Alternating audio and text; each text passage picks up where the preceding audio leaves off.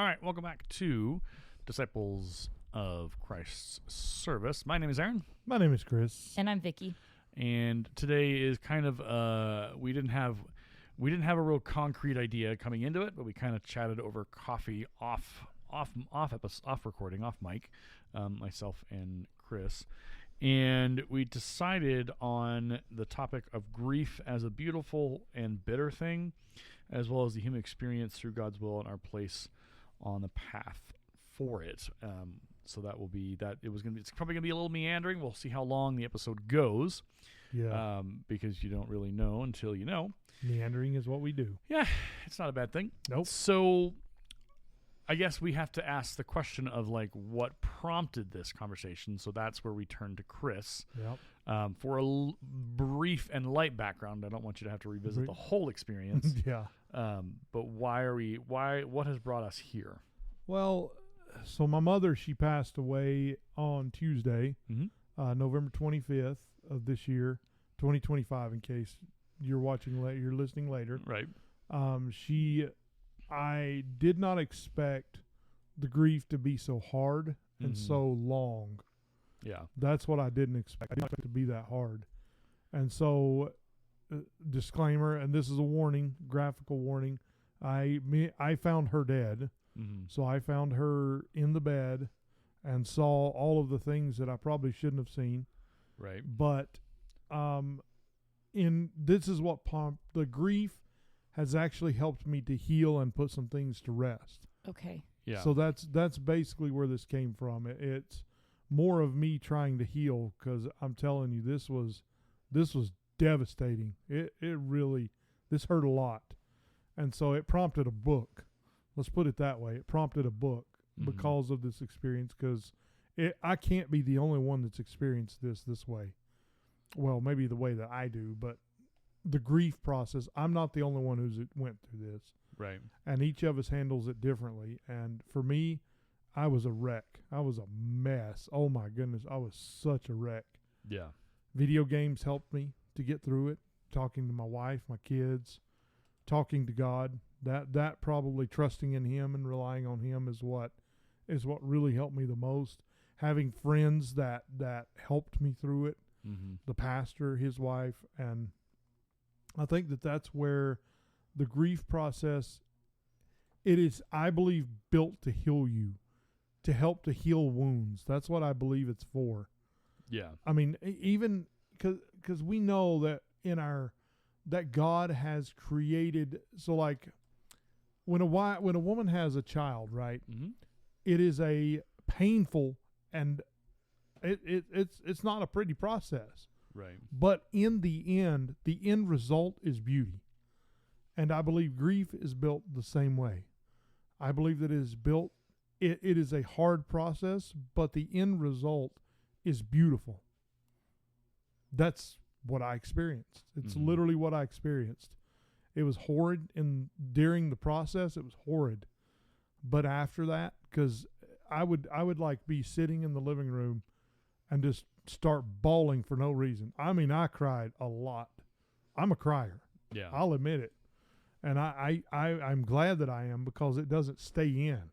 I'm able to let it all out, and it just all comes out of me. All the pain and the hurt and all those things. And man, I'm telling you, men, do not hide your feelings. Don't do it. Yeah. Let that junk out. Tell your wife. She's there to help you. Tell her. Yeah. My wife was there to help me anyway. I don't know how that is for everybody else, but she was a huge help. May the Lord bless her. Yeah. Any thoughts over there? Where do you even? I don't know. I'm not really sure how to even. Not yet. Okay. So I've as you were talking, I was pulling up some clips, because we have become almost kind of not really a YouTube commentary podcast, but we've been kind of like we've done this where we find some stuff, and I center again around R.C. Sproul and or John MacArthur, because those are my guys.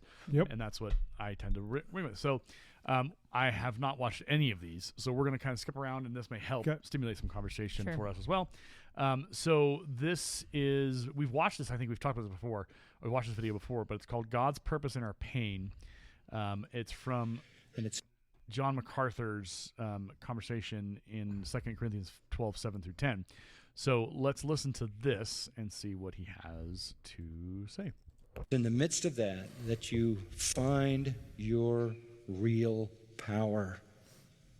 And then you say with Paul, I am well content with weaknesses and insults and distresses, persecutions, difficulties for Christ's sake. For when I'm weak, then I am strong. Mm-hmm. Embrace the pain, embrace the suffering, because you embrace the divine purpose. Mm-hmm. Samson, strong in weakness, crushed the enemies of God. Joseph, strong in weakness, rose to the throne of Egypt. Job, strong in weakness, saw the glorious face of God. I asked for prominence. God gave me humiliation. I asked for power. He gave me weakness. Then I became usable. Some words of a song go like this. There burns a fire with sacred heat, white hot with holy flame, and all who dare pass through its blaze will not emerge the same. Some as bronze and some as silver, some as gold. Then with great skill all are hammered by their sufferings on the anvil of His will. I'm learning now to trust His touch, to crave the fire's embrace. For though my past with sin was etched, His mercies did erase. Each time His purging cleanses deeper, I'm not sure that I'll survive. Yet the strength in growing weaker keeps my hungry soul alive. And the chorus, the refiner's fire has now become my sole desire. Purged and cleansed and purified, that the Lord be glorified. He is consuming my soul, refining me, making me whole. No matter what I lose, I choose the refiner's fire.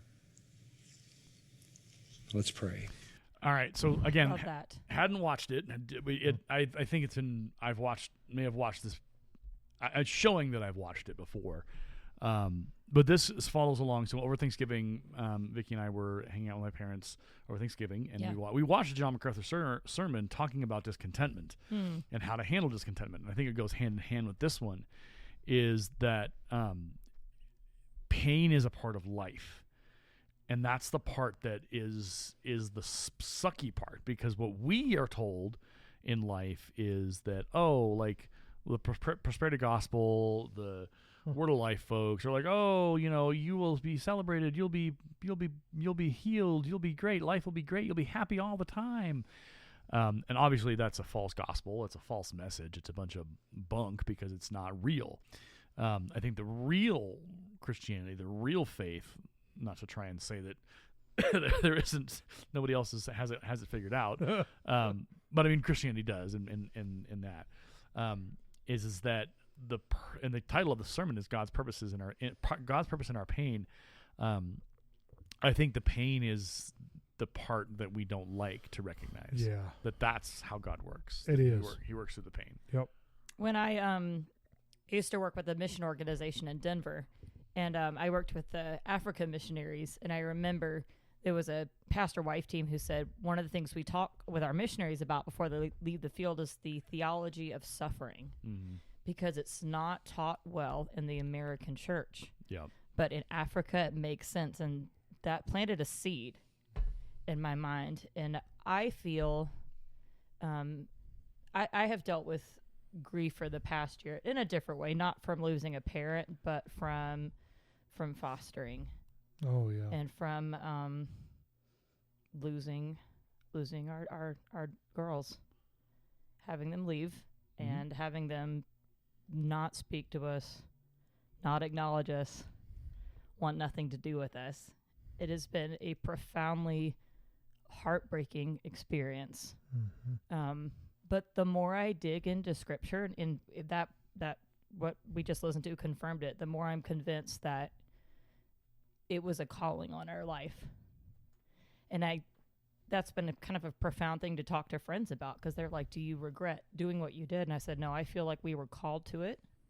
Mm-hmm. And I feel like there's so much in the Old Testament in particular about God comparing his relationship with Israel to that of like a child.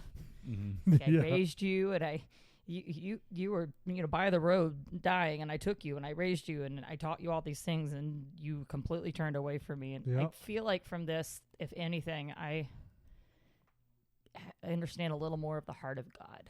Yeah. Yeah, I do too. Yeah, I could see that. Yeah. Yeah. So, and that's the part that I think we've talked about this on the podcast, I think previously, is that people don't like to talk about suffering and why God does, why do good people suffer, and why do bad people seem to just get off scot-free. Yeah, that's something I've thought a lot about too. But the reality of it is that we live, and we talked about this off mic at coffee with Chris, we live in a broken world, and that's not the promise or the manner in which God operates with us. He's not a Pez dispenser. He's not a fixer. He's not a Wreck-It Ralph and Fix It whatever Felix. It's not going to be the way we romanticize Christianity. A lot of people do that, is they romanticize Christianity. It's like, oh, well, being a Christian makes everything right and everything's fine as long as we can. And it's like, yeah, but that's not that expectation has been falsely promoted. Yeah, that's because not Christianity. And to your point, Chris, like, loss is, there's no way around it. There's not. You have to confront it. You have to deal with it. You have to You manage it. You have to cope with it. You have to work through it. you have to You meet it head on. Because if you don't, if you try and dodge it, if you try and medicate it, if you try and stuff it down, if you try and walk around it, dance around it, dodge it, it only gets stronger, and it only becomes more powerful and more of a monster than if you were to confront it. And yeah, is it going to continue to come back every so often? Yes. It will. But if you handle it, if you manage it, if you confront it, if you work through it. And I want to say for the record, I think people have this impression of like, oh, women, they cry, they deal with their grief. I am not I don't cry easily. I'm the opposite of Chris. My wife is the same way. She doesn't cry either. Yeah, I tend to stuff. Like that, it's a very bad habit. I think there's a lot of reasons why I do that, but one of the things for me has definitely been therapy, and my therapist is a Christian, so like, which is important. And I started doing that before our final foster daughter even moved out, so that was helping to get ahead of it. Another big thing for me personally that helps is music. Music has always been a big way that I've been able to like process things inside of me. Yeah. I've been in class teaching the ukulele, playing a song, and I'll feel some of those emotions come up, and I'm like, oh boy, here we go. This is helping. I'll just like, not lose myself to it. Because I use guitar. I play guitar sometimes. Yeah. To deal with the frustration, and I just started bawling. I was playing guitar and it all came out. Yeah, and apparently there's like a science to it. Like music can help with like processing. The piano is a big one for me. Yeah. I mean, I don't know, something about that instrument has just always been a way that I can like almost like I'm channeling what's inside. Or if I'm singing in church, I'll think something in my head, but as I sing it, suddenly it'll like reach down to my heart, and it's like I can process it better as I'm singing it. I'll have like an aha moment. Music is powerful like that, I believe. It really is. Yeah. So and obviously the postscript on this following story, Vicky will kind of walk through a little bit. But I've always loved Caedmon's Call, the artist, the musical group. And I go back and I listen to their music, and I find that the words and the music and how it's talked and how it's spoken and how it's sung, like it speaks to my heart. Like it does help me. However, the postscript on Caedmon's Call is, well, one of the lead singers is a professed agnostic now. Yeah. So yeah, it's one of those things. There's been other artists in Christian music who have, for whatever reason, I think is Jessie Velasquez one of them. Was she the one? Hey, I remember her. Hold on, I think she might be that one. Vasquez. Really? Yeah. I remember her music. But it's crazy. There's another one I loved, Audrey Assad. I love a lot of her songs, and she is, Right. I think she's left the faith. It's like it makes you wonder what made them leave the faith. I started to look into it for the Caedmon's Call thing, and I was like, I remember, I've actually heard him live before. Got to go to one of his concerts, and his talks were always really profound and convicting. And I found as I was looking at this, it was profound, but it was like in a way that could like sway people to join his side. Oh, And I was like, I'm going to stop reading this. This is dangerous. see, for me, I think it's healthy for me to. Oh, do Jennifer that. Knapp is who it was. Oh, yeah, Knapp. that. Yeah. So Jennifer Knapp Yeah. basically. I thought she didn't leave the faith, but she was saying LGBTQ. she came out as gay. Yeah. Which it's a whole level of conversation Oh, not yeah. for this podcast, but there's a part of what she did of she's like she came out as lesbian and now advocates for LGBTQ plus Christians. There's a conversation obviously on that line of you need to be able to, like, if you're the Bible's pretty clear, like that's not the practice of that, and the engagement in that is not acceptable. And so, yeah, Jennifer Knapp, that was a big old thing in 2019. She quit Christian music, and she's now obviously doing other things. That is a part of a story of, like, that's when you, like, that's kind of with Caedmon's Call. Like, I can still listen to Jennifer Knapp's early music, Yeah. and find the message in the music and find the Caedmon's Call message. And I but think that's so important. yeah, but it's also like being like, hey, Jennifer Knapp, that's not okay. Like, that's not God's plan for your life. But it's, again, that whole conversation of what's my plan for my life, or what's God's plan, and which one am I going to Yeah. follow? Yeah, true. Where am I going to Yeah. be? But you were saying you're really into Caedmon's Call. I just enjoy the music. I enjoy the message. I enjoy the lyrics because it's important, because it speaks to me and it helps me understand kind of life is hard. Life is challenging, but you have to stay focused on God and stay targeted. All right. So next clip is God glorifying God in unshakable grief. Ooh. This, we'll see how it's a 10-minute long Pastor clip. John, We'll here's see. a heavy email we received from a woman who prefers that her name not be used online.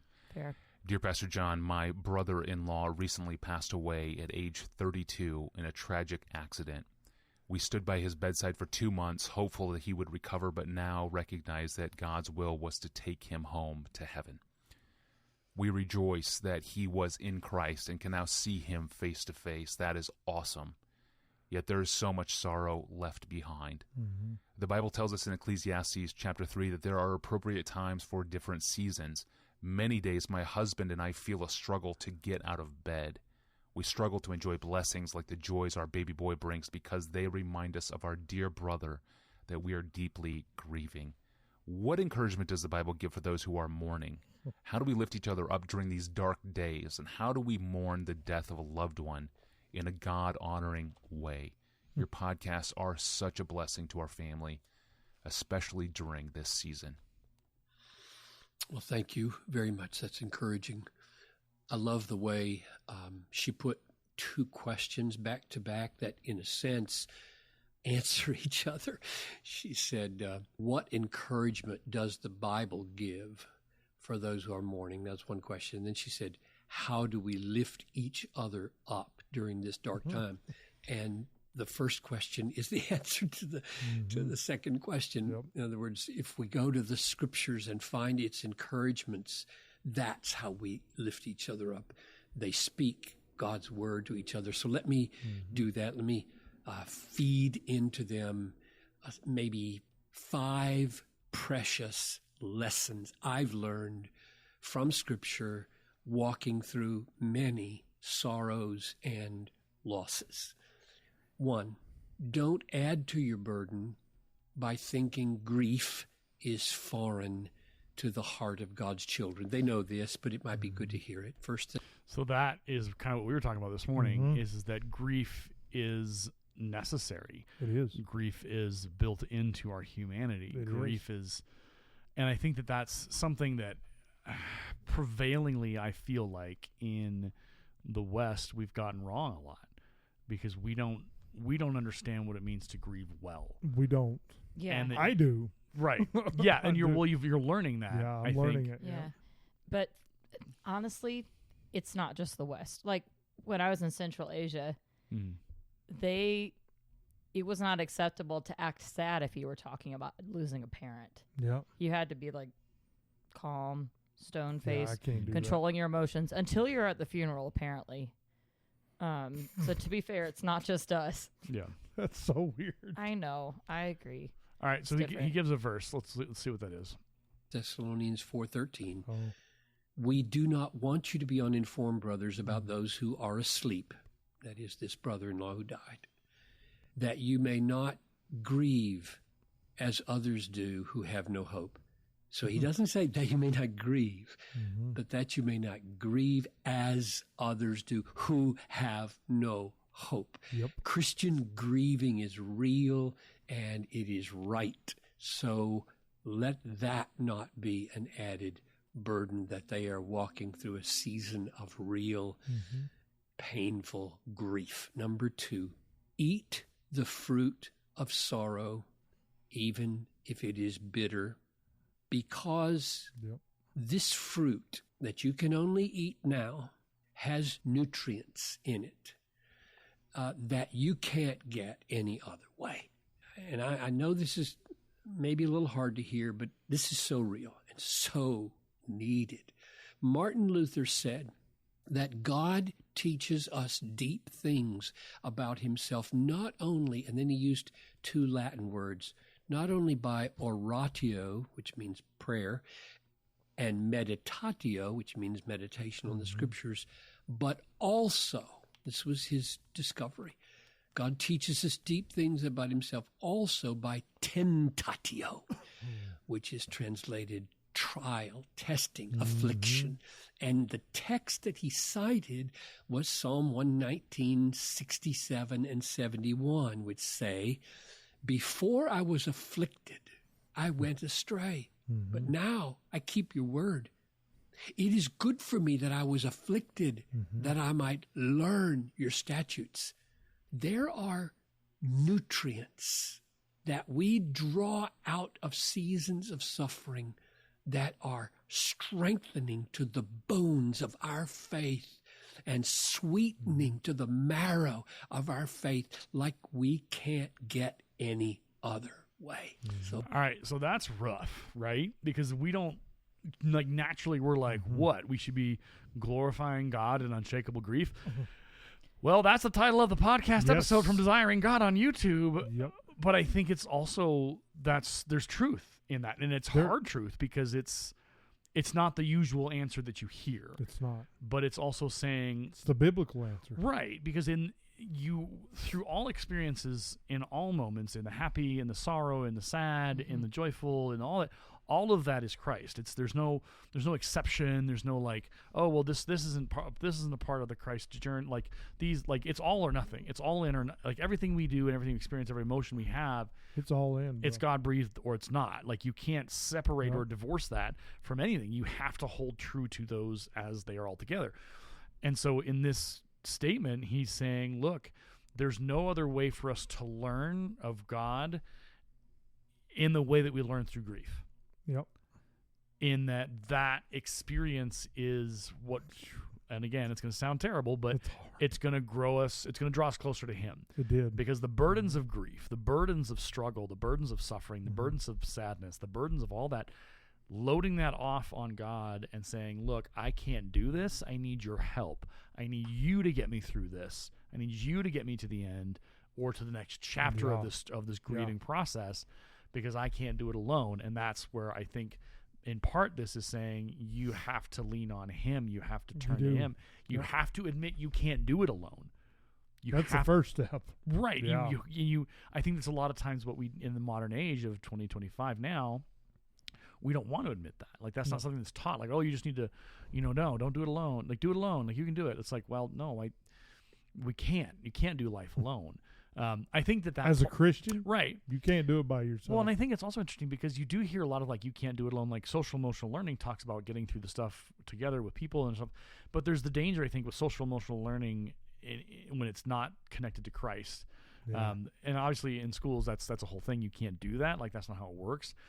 So I think when we talk about this, we talk about, like, hey, in your families, in your communities, like, when Christians are together and are in community, though that pain is not lessened, but it's shared. It's shared, and Yeah. that weight is then held on many different shoulders It is. versus just the one. And in that moment and in that togetherness, we are pointing back to God in everything that we do as a group of Christians, because Yep. it's like, no, we can't do this alone. We depend on God to help us all get through this, to all experience and all come out on the other side and continue the journey of grief. Because I've said this so many times, grief is a monster. Grief's not going away. Grief will Nope. revisit you, and you have to be ready to rely on the people and your God, because that's the only way you get through it. And that's exactly what I experienced. 1 Thessalonians, what he said is Yeah. exactly what I experienced. Yeah, Because I started off, I'm standing in my mother's room and I'm looking at the wall. I'm looking at the very spot where she was at. yeah, And I'm thinking to myself, I didn't know what to think. Yeah. I didn't really know, because it didn't seem real. yeah, And I'm thinking to myself, did my mother really just die? Did she really just pass on? yeah, Now? Why now? yeah, And then these thoughts started invading my mind and questioning God and say, why did you allow this to happen? right, And then that turned into, okay, well, Lord, if this was your will, right, if everything that happens in this world is allowed by you to happen, yeah, then this was one of those things too. yeah, And I said, I accept it. yeah, And then that's when the healing process started. right, Yeah. But not until then. It took a lot of, man, my mind was running. It ran crazy. yeah, It ran in a lot of different directions. Mm. And one of those was belief in him. Do I truly believe that you are who you say you are? Lord, I asked you to heal her and you didn't heal her. Why Yeah. didn't you heal her? You could have. yeah, It went that way too. yeah, But in the end, we all make decisions and choices. My mother smoked for 69 years. Yeah. She ate nothing but sugar, yeah, and I'm shocked she lived as long as she did. yeah, And our choices, I believe God was merciful, yeah, in my opinion, because he took her before the cancer fully set in, before the dementia fully set in. Yeah. That's what I believe. I truly believe that we serve a very loving God right, and merciful. That's what I believe, and I have experienced it. You know what's ironic is that around this time, I think it was like either the day after this happened to you, or it was around. It was like so close. It was eerie. A friend of mine, a friend of ours, Yep. her father passed away from dementia. Oh, Like man. I was just like, man, it well, was a it week. wasn't dementia. It was he fell and broke his hip. But he was suffering from it pretty Yes. intensely. Yeah. So, but his passing was connected. So it's similar to your story. Is that she didn't. Dementia is not what took him.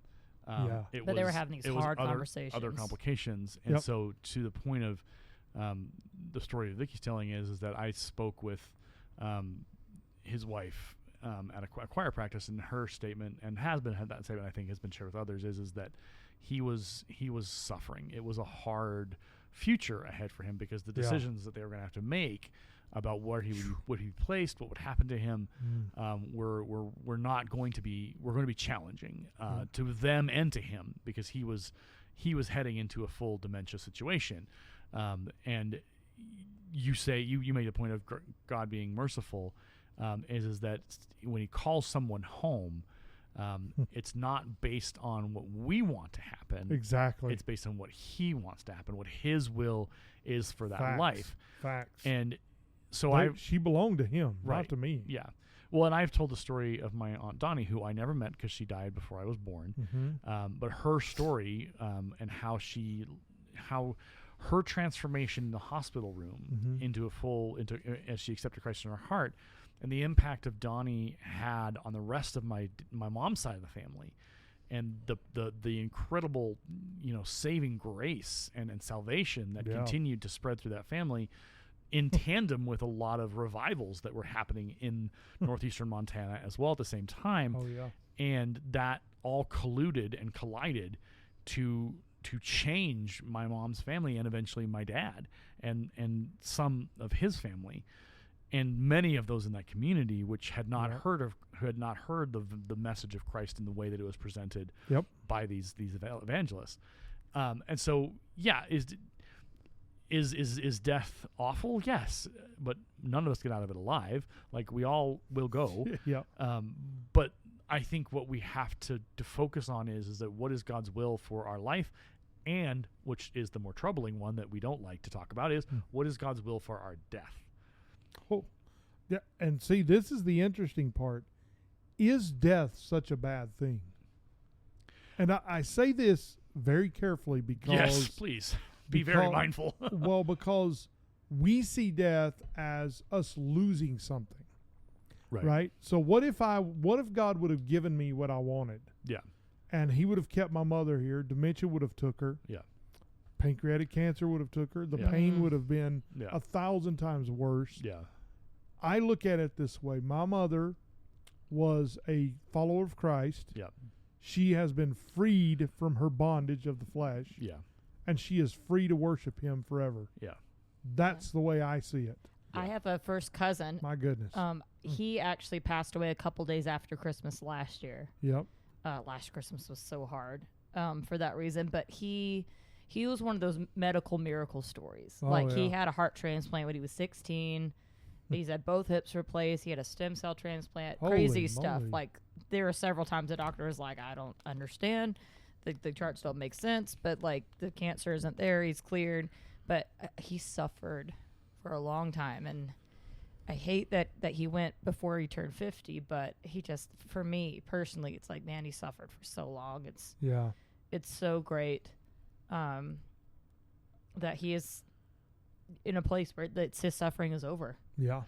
So I think what Chris is alluding to, and what I have been seeing a lot of recently in European countries, is there is a growing and unsettling and unacceptable, and I don't like it, to be very clear, but a growing movement in European countries for assisted suicide to be Yeah. legalized. And for the idea that we can then choose based on various factors that if we don't want to continue, then we are allowed to make that choice. And I don't think That's not good. it's not even that I don't think. I'm strongly convinced that that is not the appropriate path for anyone to take. And a Nope. recent story, I think it was out of Finland or one of those countries, where these two twins who were like 89 or 85 or whatever, and they, because recently a law had been passed allowing for assisted suicide to occur based on if you were of this age or these conditions, you didn't want to suffer anymore, that you could then do that. And my initial reaction, which has always been my initial reaction, is no. And I know That's a horrible idea. This is the giver. yeah, absolutely. Well, and it's what it is that it's predicated on like, oh, well, this will be a merciful act. We'll be able to, the suffering will be over. And it's like, here's this. This is why it runs right up against the wall of Christianity, and doesn't get through because it just keeps boom boom boom. It doesn't. There's no way for it to take purchase in the Christianity that we know and we practice.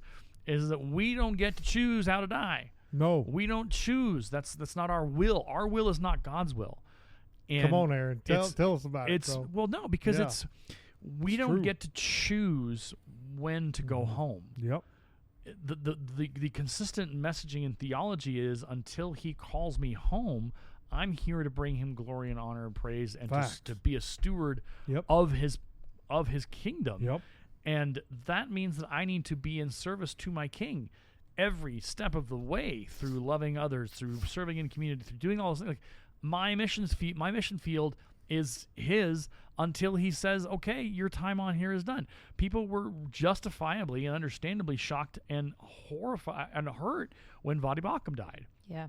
Oh, yeah. Like, that was, but his messaging had been consistent throughout his whole career. It was. If you hear rumors of my death, I am not dead. I am alive in Christ. Yes. And he lived his life. Now, yeah, he had been diagnosed with heart failure 10 years previous, and he had had a life he had lived and been able to manage it, and things just He had a medical. It happened, and that's how it worked.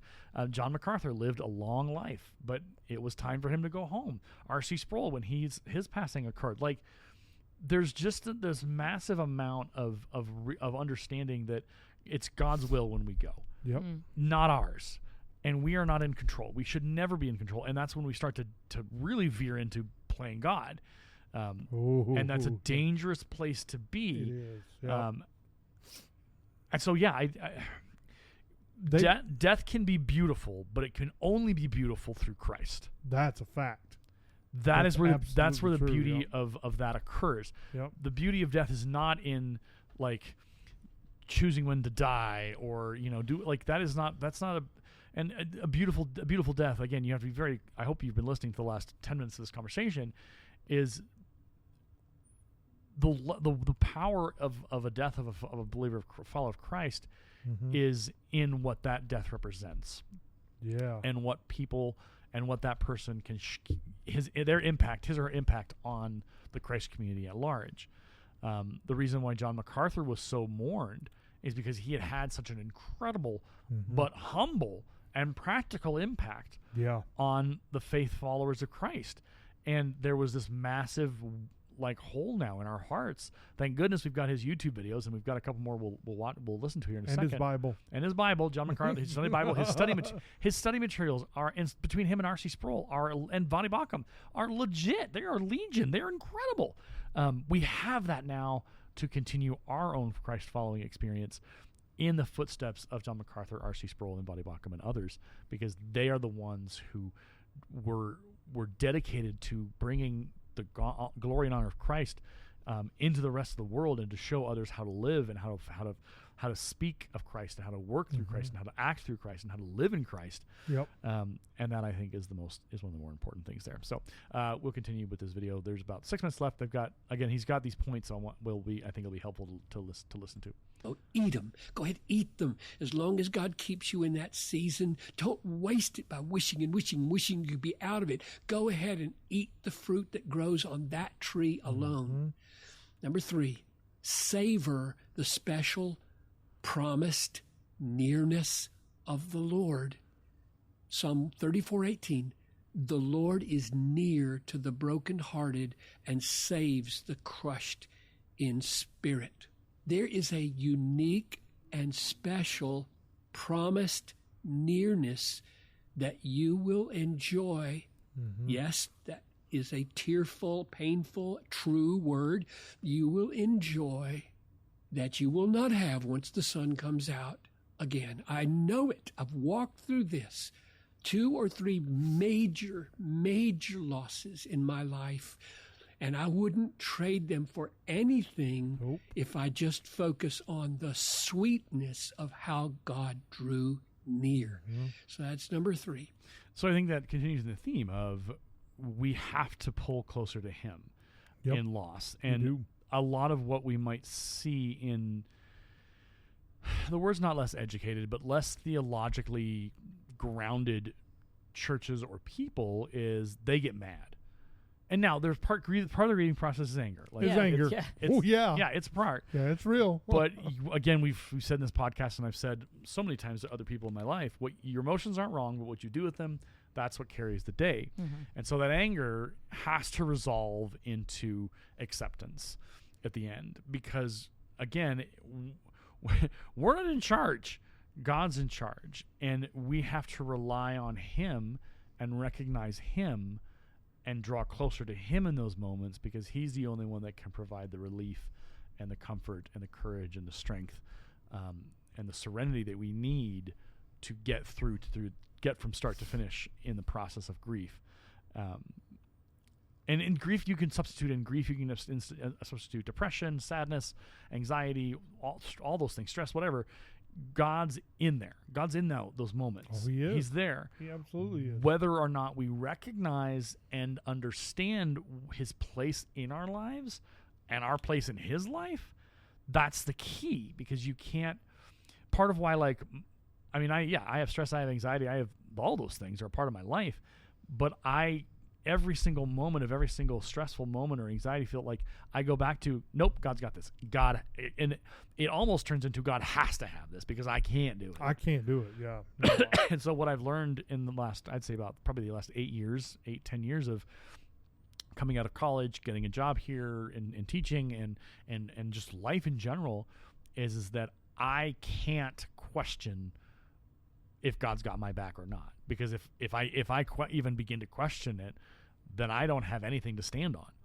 So I have to stand on something. And my experience of the last 43 years has been, I know what he's capable of. I know what he does. I know how he works.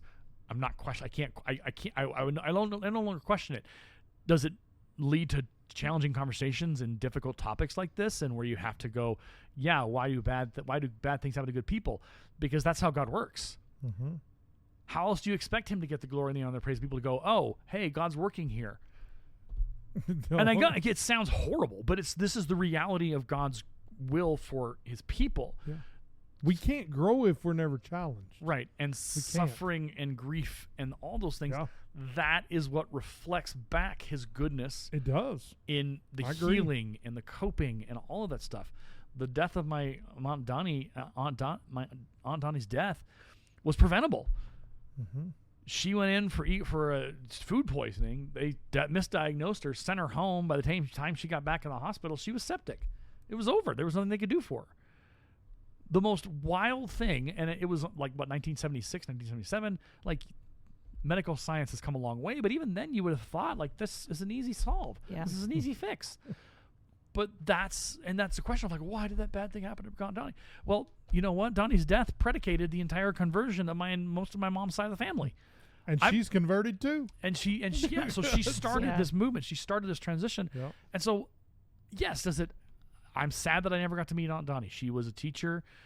She was good. She was a kind lady. She was amazing. All the stories I've heard of her have been redemptive. I'm sure she had her imperfections, as we all do. But does it I can be angry, but I have to let that anger fade because I know what my God did to my family. Yeah. I know that without Donnie, I mean, it would have happened eventually in some ways because of a lot of things, but that was the domino falling effect where it began. And then it ended with my grandfather turning his life to Christ. Yeah. All those many, many years later, towards the end of his life. So that's, again, to his statement, the sweetness of that is the loss can propel can propel us, or others around us, or others who have had no exposure to Christ can propel them into Christ's arms. Yep. And is that fun? No. Is that great? No. Is it make it feel good? No. But that's not the point of God. No. God's not here to make you feel good. You don't feel most of the time. You're gonna hurt a lot. Right. And you're that's not gonna feel good all the time. That's the work is in the pain. I agree with that. So yeah. I would like to know your thoughts, Aaron, with that in terms of our fostering experience. As in? Okay, I'll unpack it. Because I've had friends who were like, around the time that we got our girls, we were talking about, hey, maybe we should start a family. Maybe we should think about this. Mm-hmm. You know, we were praying about it. We were seeking, and then boom, this happened. Yeah. Yep. And I had friends around me who were like, that's not what I prayed for you. Like, and then on the end of this, on the other end, it's like, I'm kind of in this limbo of waiting for God to use this. I think the word in there is like, well, this is not what I prayed for you. It's like, well, that's not how this works. Yeah. You may have prayed for us for something, but guess what? God's not going to work through what you want for us. Yeah. God's going to work what he wants for us. That's a fact. Yeah. And like this is where my hackles get raised when I hear people say that. So I'm not mad at you. I'm mad at people I who say this. appreciate you not being mad at me. No, I'm mad at people for saying that. I'm like, well, that's not how God works. Like how? Again, it's the R.C. Sproul. What is wrong with you people? It's not a pest You don't know who dispenser. God is, and you don't know who what is wrong with you? Yeah. Like, no. You can ask for God. You can ask. You can pray. You can intercede. You can believe, and that's the most important part of all of this. But accepting what comes of your prayers is the second piece of that puzzle. Fact. Because if you That's pray for fact. something and then you get something similar but not exactly what was prayed for, That's the will. that you can't go, well, that's not what I prayed for. You prayed for something and it happened. Yeah. Boy, did it. We had 48 hours. Right. It was quick. But it's like even the long-term play out of all of that. Yeah. Was it rough? Yes. Was it tough? Yes. But that was what God had for us, and we had to then work through, process, and Yep. handle it. True. And I wouldn't trade it for the world. I would not do it again. It's nice to hear you say both those things. Yeah, I wouldn't do it again. I wouldn't do it. But also the former that Yeah. you don't regret it. No, I don't. I don't regret it because we did what we had to do. Yeah. We did what was asked of us, and we performed our duty. We did everything we could. We didn't give up. That's right. We didn't quit. Yep. We kept moving. We kept going. And through all of that, that's what I consider a prayer answered. Is that it gave us what we needed, whether we wanted to or not. And that's the thing. You have to accept what God gives you. Yeah. Because if you want to go into a challenge for debating God on what His will is for Yep. your life, best of luck. You're going to fail every single time. Yeah. You're going to come up going, but God's going to be like, and your point is, I'm the master. right? Not you. I am the beginning, the end, the whole lot. Like this is me. Yeah. Get used to it. I mean, again, that's not. But I think he probably that's what he feels. He's like, look, I have an entire Bible dedicated to telling you how this works. Yeah. You've had people extrapolate, interpret, explicate, and dig into the theology of my Bible. Yeah. They've told you, R.C. Yep. Sproul and John MacArthur, especially Voddie Baucham and all the others, Yep. they've told you the message has been there. You continue to ignore it. What do you want me to do? Like this is I'm giving you everything you need. I'm giving you everything. I've given you everything and more. Every opportunity to accept what I have for you, and for you to say, well, that's not what I prayed for you guys. Well, guess what? You prayed. Man, Mission accomplished. I got another story too. Okay. So a friend of mine, this was probably about 6 months ago, he messages me and he said, hey, I got this friend who's in a coma right now. And he said, he's my best friend. I've known him since he was a little boy. Yeah. And as soon as he said it, something inside of me switched. Yeah. I hit my knees, which I never do. Yeah. I hit my knees and I felt the Holy Spirit moving in me. Mm-hmm. And I prayed for that boy 3-4 times a day. Yeah. And he messages me 2 weeks later, and he said, Chris, and the thing that he had wasn't curable. Yeah. He messages me and say, hey, Chris, he just woke up. I wanted to let you know that. And I'm like, no, he didn't. Yeah. He's like, yeah, he did.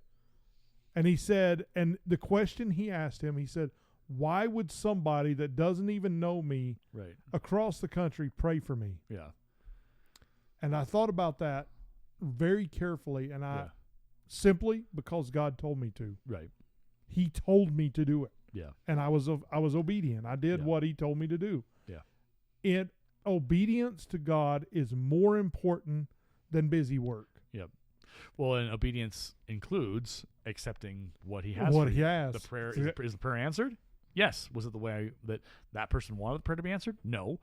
Well, then accept it and move on. Like that's Thank God, glorify Him, and move on. Right. You can't Yep. ignore God's will. You can't Nope. ignore what that message is, because if He's you sovereign, if you man. try and disagree with that, good luck with that. You're disagreeing with God, and that's a big old thing to do. Not advisable. But Jesus talked to Saul about that once. yeah, yeah, yeah. And so I don't know. It's one of those things where Mhm. I get it and I understand it, but I'm like, nope. Theologically, gotta accept what He has for us. And does that is it going to be always going to be comfortable? No. It's But going to be what we want. when God answers the prayer, you gotta accept what you get. Mhm. You thank Him for it. Yeah, thank you, sir. May I have another? Yeah, thank you. I have Oh enough my gosh, Aaron, facts. that question. Yeah, Thank you, sir. May I have yeah. another? Well, that's the thing is right. How do you? Yeah. You ask God, okay, what's the next thing? Where do we go from here? How do we That's been the interesting thing, kind of on the afterward Yeah. side of it. Like Mhm. for me, I've been surprised to find joy Mhm. in the season of just the two of us. Yeah.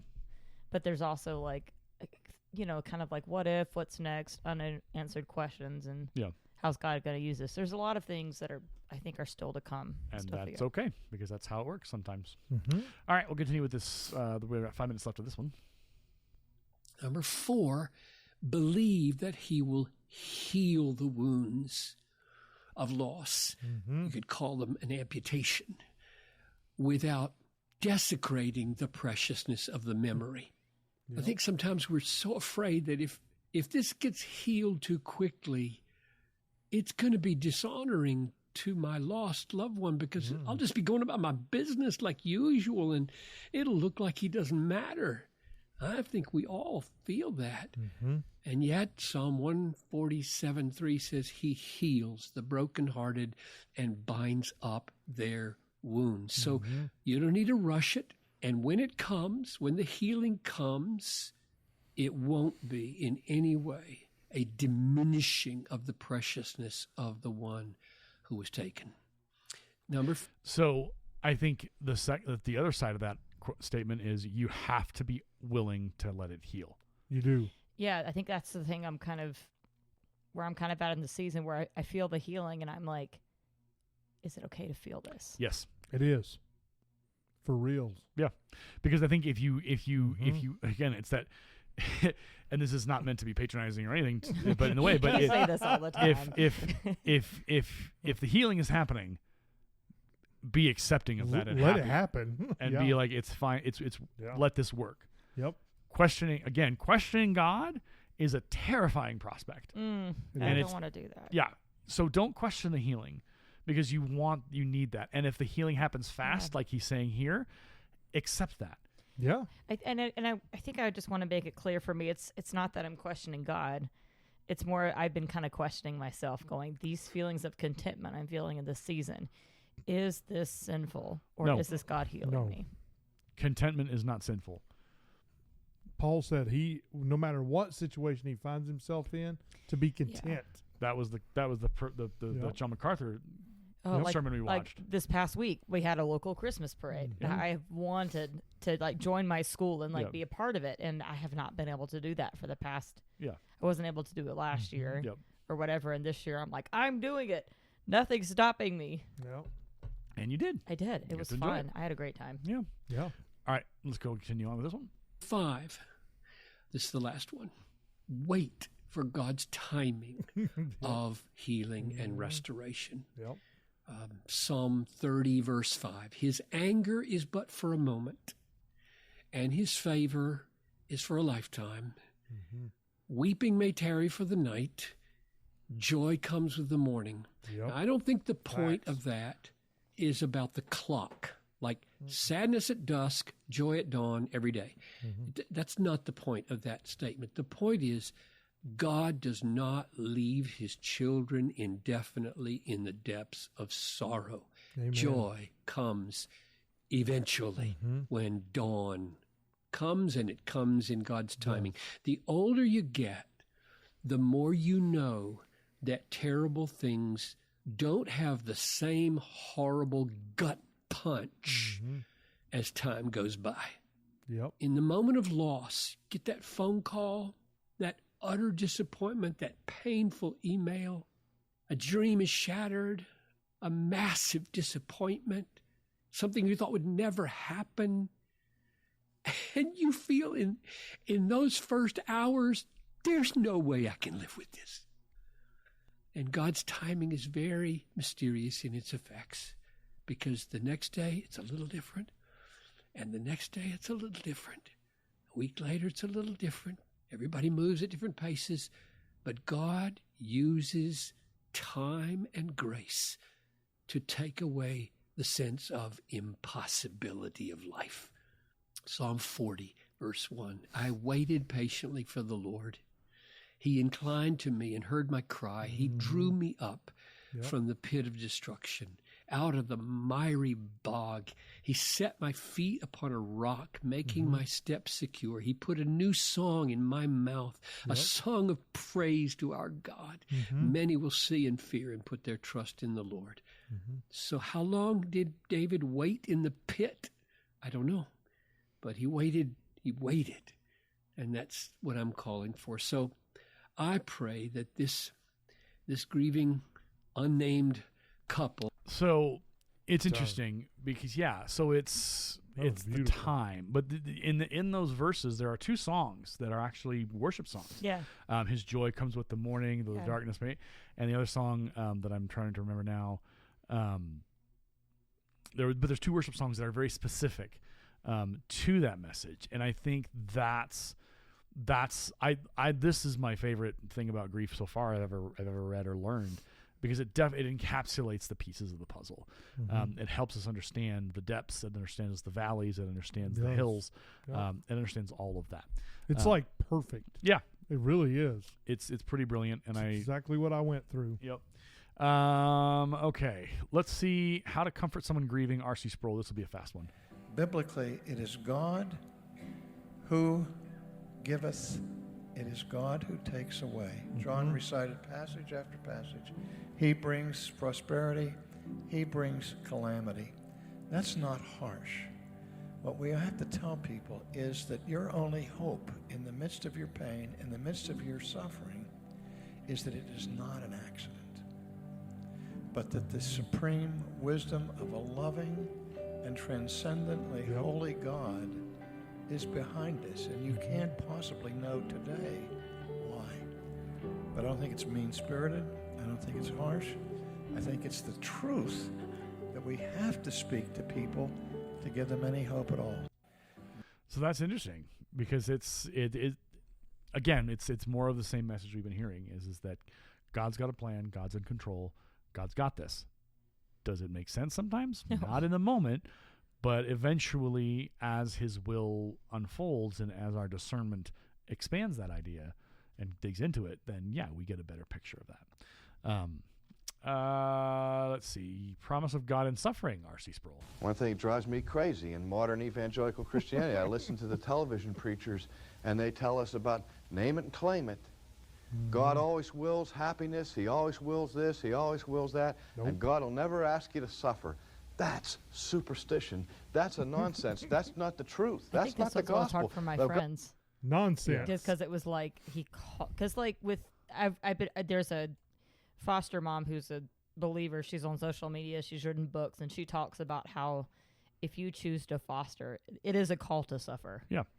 And I think for friends, that's been a thing where it's like they cock their head and they look at me like, oh, okay. You really do feel like you called you that. I'm like, yeah, I do. Yeah. Nonsense. That's not the truth. That's not the gospel. The gospel I read says in the world you're going to have suffering. Yeah. The promise of God is not that you won't suffer. The promise of God is that when you suffer, he will be there. Facts. One thing. It's a very young R.C. Sproul. You don't have the video in front of you, but it's a young R.C. Sproul in No. a classroom. But yeah, that message was from there until all the way till he continued that message. He never deviated from his message. Your only hope in the midst of pain and suffering, R.C. Sproul. I saw a program once at 700 Club, okay? Oh, no. Pat Robertson was interviewing a young woman who had 2 children between the ages of 1 and 3. In separate incidents, both of her children were tragically killed. And she was weeping and sobbing as she said, how could God allow this to happen? It's unthinkable.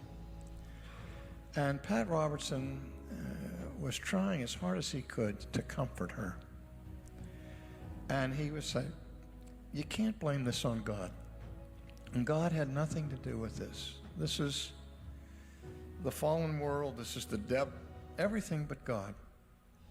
I started actually talking out loud to the television. Yeah. I was sitting there. I was saying, oh, Pat.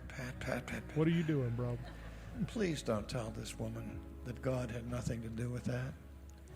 Because you've just taken away from her any hope of ever finding the redeeming purpose in this out of her.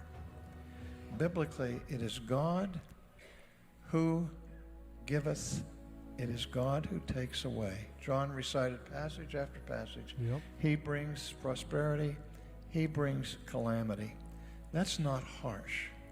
What we have to tell people is that your only hope in the midst of your pain, in the midst of your suffering, is that it is not an accident, but that the supreme wisdom of a loving and transcendently holy God is behind us, and you can't possibly know today why. But this is his world, and it's who else would you like to have in charge of it? beside the Creator God. I mean, that I don't think that's harsh. It may be difficult, but I don't think it's mean-spirited. I don't think it's harsh.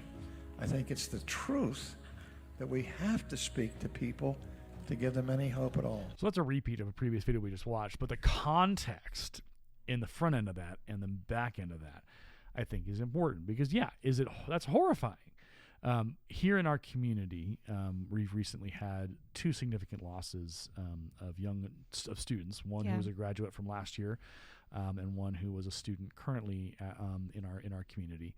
And the one who graduated last year, he was a beloved student, and he lost his life tragically while he was apparently, out doing some running, and a vehicle hit him, from what I understand, and that was, they tried to keep him alive and find a way to save him in the hospital, but it was not possible.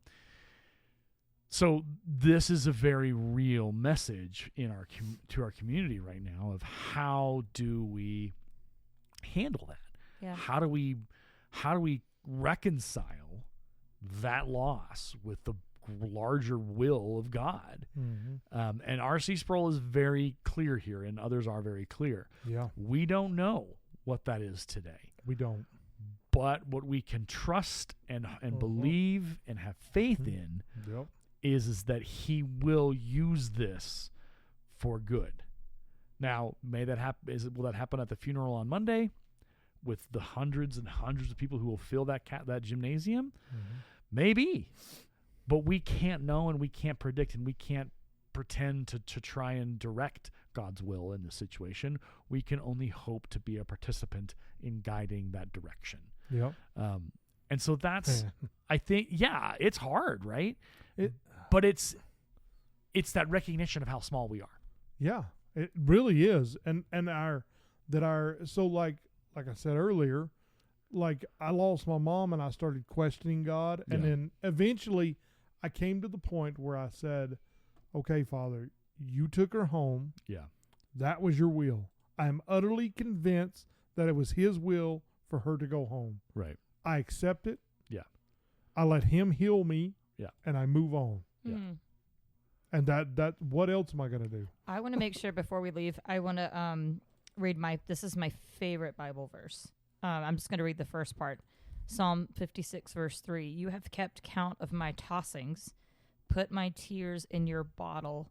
Are they not in your book? So this was like something that widows in particular would do if their husband passed away, is they would literally collect their tears in a bottle and wear it around their neck. Oh, darn. So when I read this, I think, man, our when we are grieving, our grief is that precious to God that he collects our tears. Yeah. Oh, that's interesting. Yeah. So there you go. I cried enough. I cried a river. Yeah. And I really did. Yeah. Any final thoughts on grief before we call it for this episode? It is beautiful. Let it happen. And it shows your love. Yeah. Mm-hmm. Oh, it does. Yeah.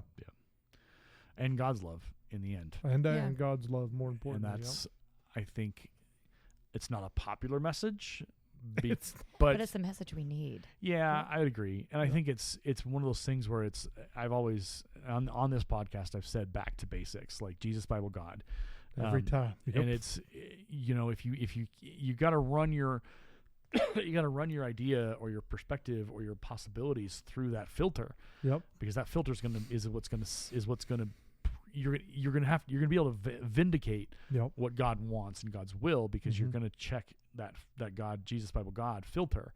And if it doesn't pass through those filters, then it doesn't work. That you throw that idea out the window, because it's not a holy idea. It's not a sacred idea. It's an idea from the world. Yep. So there you go. All right. Well, there you have it. There's the grief episode. Enjoyed it. Yeah, I did. That was good. Very that was good processing time that happened there, I think. Yeah. If you are listening and you are struggling, we encourage you. This is what I did, is I literally went on YouTube and I searched R.C. Sproul grief and I searched John MacArthur grief. Yeah. And if you live locally, there is actually every year it's called a Blue Christmas service. Yep. I've never for even people heard that of are dealing with grief. So that's also So if available. you need more, if you would like more information about that, I don't know, Google. Google, or I was going to say message. And probably in your email. in your community, larger communities, there are probably Blue Christmases services that are held, and there are resources there. Well, we leave you with the question of: do you know who God is, and do you know who you are? And if you don't have an answer to that question, feel free to reach out, adelayteacher@gmail.com, and or again, the algorithm is powerful. YouTube, John MacArthur, his church, what is it? It's church. Hold on, Community Grace to You. Grace to You is his YouTube channel, and they have all of his sermons. It is categorically Beautiful. all of every sermon from 16 years ago to just recently when he preached his last one. They are powerful in their own thing, but because John MacArthur is Bible based and he literally explicates verse by verse by verse and literally walks you through stuff and Jesus Bible God is answered. Find you some John MacArthur.